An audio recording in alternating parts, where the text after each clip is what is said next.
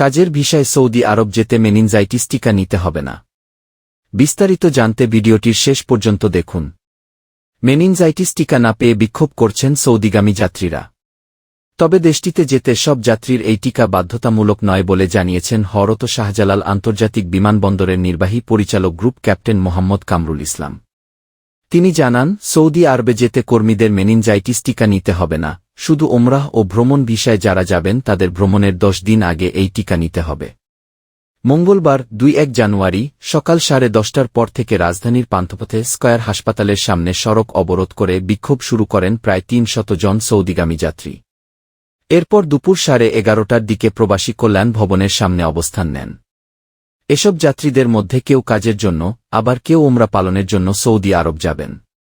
Police জানিয়েছে, আন্দোলনরতদের মধ্যে অধিকাংশই সৌদি প্রবাসী। এছাড়া ওমরা হজের যাত্রীও আছেন।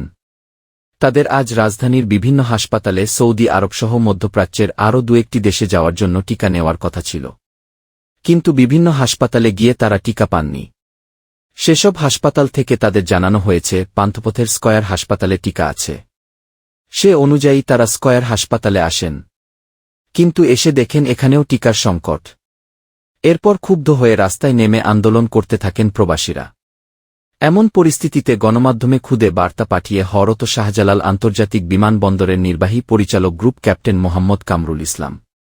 তিনি বলেন, মনে রাখতে হবে, চিঠির বর্ণনা অনুযায়ী সৌদি আরবে শুধু ওমরা ও ভিজিট ভিসার জন্য এই টিকার প্রয়োজন হবে। এটি কাজের ভিসার জন্য প্রযোজ্য নয়। তিনি আরও বলেন, সম্মানিত রেমিট্যান্স উপার্জনকারী যারা কাজের ভিসায় সৌদি আরব ভ্রমণ করছেন তাদের টিকা দেওয়ার প্রয়োজন নেই।